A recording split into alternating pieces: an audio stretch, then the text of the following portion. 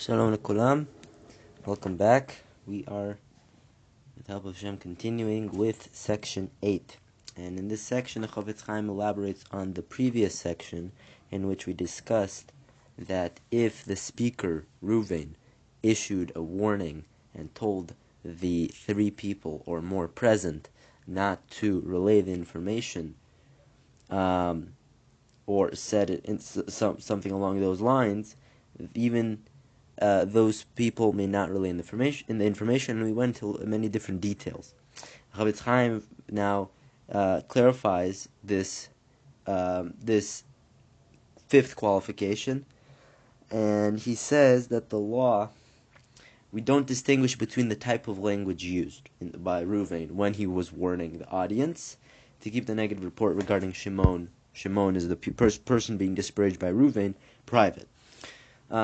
Whether he told them just not to discuss the matter further at all, or he said to them, nothing regarding this matter, should become known through you, i.e., nothing should become known even to other people, and it is forbidden in all these cases, in whatever warning, in whatever language Reuven said that implied pretty much this thing of not to spread information further, it is forbidden for the listeners to disclose the negative information. So, a scenario, a woman mentions to her husband's sisters, right, her sisters-in-law, that her husband lacked patience for children. Realizing that the comment was negative, she quickly mentions his other good qualities and states that he would feel bad to know that she complained, right? That his wife complained.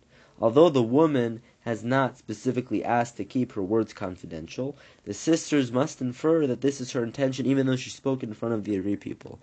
Even though she didn't say so explicitly, one can deduce from her language and how she acted that she does not want this information to be disclosed.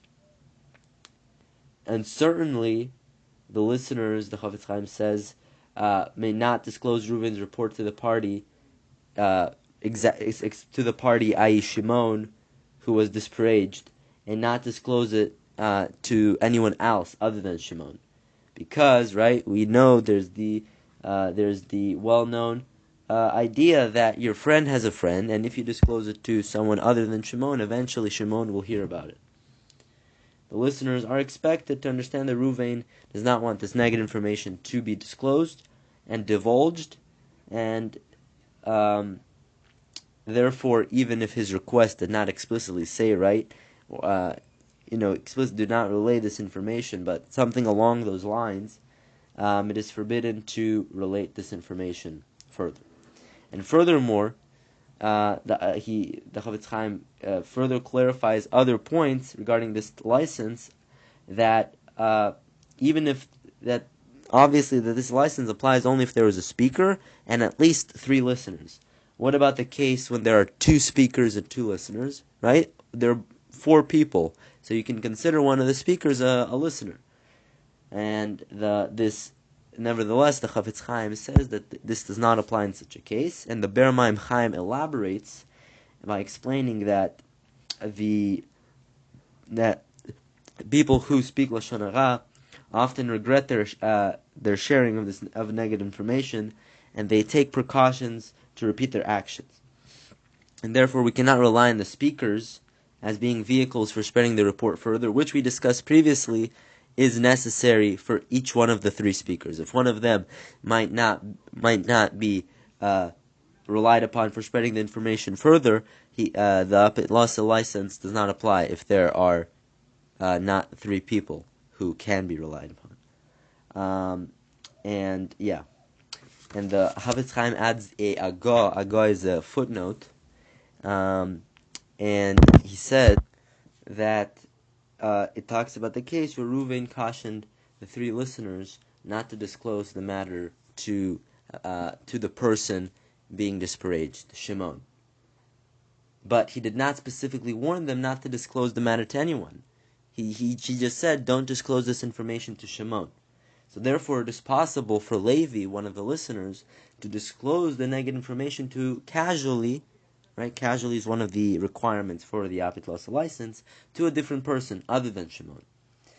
And although you might think that the Lashon Hara and the prohibition of Lashon Hara and Chilud generally applies, even when the speaker does not issue any type of warning, so therefore, why is Levi permitted to repeat this information, to say this information to someone other than Shimon? The answer is that the prohibition applies. The prohibition of not speaking lashon hara applies only when it is not said before 3 people.